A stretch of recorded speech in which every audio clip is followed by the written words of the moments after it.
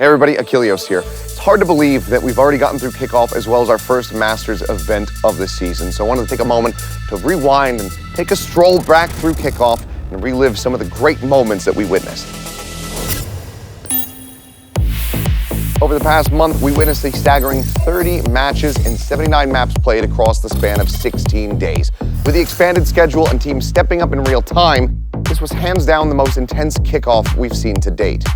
The intense gameplay was largely thanks to the newly introduced triple elimination format. Since it took 3 losses to be out of the tournament, we saw teams locking in and leveling up with every single match. No team went down without a fight, nor without showing their potential.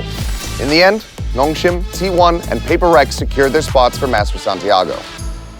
But alas, it wasn't all sunshine and rainbows where some teams succeed and go on to Masters events, others do fall shy of the mark. So we have to talk about RRQ. They cruised through the bracket undefeated to reach the upper finals. However, they faced Munchkin, who had fantastic momentum, riding off the double duelist meta with Dambi's Neon, falling in a close 2-3 heartbreaking loss. In the mid-bracket finals, they were swept 0-3 by a T1 led by their new IGL Munchkin. Finally, in the lower finals, they fell 1-3 to a slow starter, PRX. Despite the tough exit, their tenacity was on full display. RQ has officially solidified their status as a powerhouse, and I can't wait to see what they bring to stage 1. Munchkin wrote the ultimate underdog story this Kickoff. After being promoted in 2024 and subsequently relegated, they fought their way back through the 2025 Ascension. And this time, they were a completely different team. They tore through Team Secret, T1, and Full Sense before taking down RRQ to clinch their first ever international qualification. In Santiago, they completed a historic Masters run. Munchkin didn't drop a single series and only 1 map on their way to the trophy, defeating PRX in an all-Pacific Grand Final. T1, we saw the return of one of our best IGLs in Munchkin, rejoining the squad and transforming them into a dream team. They had a shaky start, but eventually lived up to their super team hype by dismantling top-tier opponents one by one.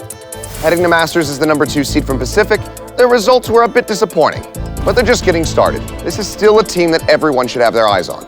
A lot of people doubted if this team could find their form again. Early in Kickoff, PRX looked shaky. The veteran seemed inconsistent, and the newcomer Envy struggled to find his footing. But as the saying goes, form is temporary, class is permanent. From the brink of elimination, PRX went on a massive 4-match win streak to grab that last Masters ticket. They showed great resilience in Masters Santiago, making it all the way to the grand final to square off against Munchkin in a Pacific showdown. Never doubt this team, even if they stumble in stage 1. You know they'll rise again like they always do. Beyond the results, Kickoff was packed with unforgettable moments. Which one stuck with you? We've rounded up some of the highlights that kept us very entertained. Like Benkai before him, Akame has become a true entertainer during Kickoff. He's played 7 matches and delivered a performance in every single walkout. Whether it was swapping spots with his coach or teaming up with his teammate Kaide, DFM and Akame have made Kickoff so much fun to watch. One of our main attractions in Pacific, as always, has been Texture's hunt for an ace. And while the ace jinx might be broken, his teammates on Genji still fight harder than his opponents to deny him that 5th and final kill. With clips like these, we can always look forward to Texture's pained reactions at the end. And this time, I think Karan realized just how close Texture was and how pained he was because he tried to rally the team back. As the saying goes, misery loves company, and Texture loves seeing his teammates also fail to get aces.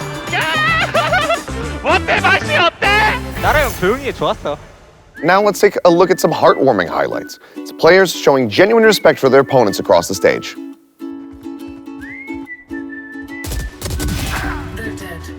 Okay, not good.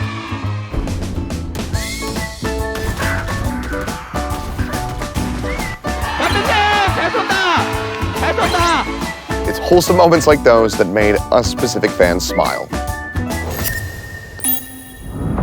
We've taken a look at plenty of the big moments and highlights from Kickoff, and take a look at some of the unique stats and records set by our players.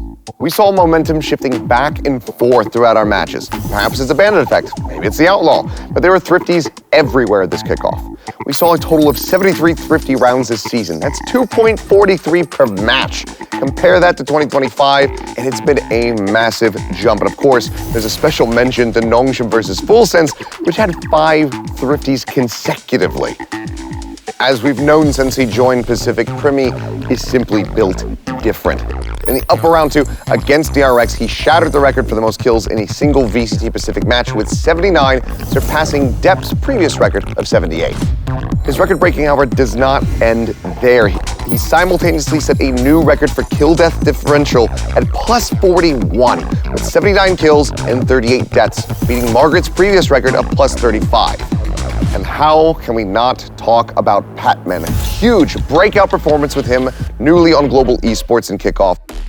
And he set an all-timer, a new ACS record of 516 in a single map against DFM. With the downtime that Global Esports has had and the cooking that Frost likes to do, I hope that we see a lot more of this from PatMen in Stage 1. Global Esports continue to look like a different team with every single year that goes by, but right now it feels like they are striking gold.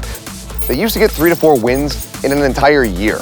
However, they got 3 wins in Kickoff alone this year and were dangerously close to making their way to Masters Santiago. Their standout performance is giving GE fans plenty of reasons to be excited heading into Stage 1. But with the good, there's the potential bad. Is there a curse over Frost's head? Coach Frost had a win-loss, red light, green light pattern over at Talon last year, and it seems to be happening again at Global Esports. Will they be able to break the cycle in Stage 1? Frost can only hope so. Now, let's zoom in on some of the players that put up some of the strongest performances, our superstars from Kickoff 2026. Primmie, as ever, one of the cleanest aimers that we have in the region, continues to be an absolute terror in his games. The most flexible player in the world, Forsaken did wonders to get his team to Master Santiago, closing out that final series with an ace. And of course, there's Dambi, the best Neon in the world, and now a Masters trophy winner. The future of Pacific is bright. Let's take a look at 4 rookies that have made an immediate impact during Kickoff. Okay, yes, we're cheating with this one, but Autumn, it's his rookie season in Pacific, of course, a veteran in his own right after his performances over in China, but he looks right at home and a hell of a lot better here in the Pacific region. It's early doors for Kaide, and already his performances on DFM have been transformative. X-Ross has been insane for Nongshim Red Force. We saw him step into the team, back at Ascension, qualify, and now is a Masters Trophy winner, and certainly was one of those players in the running for MVP of the tournament. And lastly, we have Javi 8K. This guy has been immeasurable for Global Esports and their successes already this year, and I'm expecting to see way more from him coming into Stage 1. The Pacific Kickoff was full of upsets and miracle runs. The gap has closed, and there are no more weak teams, or at least fewer of them. Stage 1 is looking to be an absolute bloodbath. Between the Yoru nerfs, Mix being added to the agent pool, Lotus and Fracture returning to the map pool, and after that All-Pacific Grand Final at Master Santiago, all eyes are on the best region in the world. Who will come out on top? Who will adapt? Make sure to tune in to VCT Pacific Stage 1 to find out.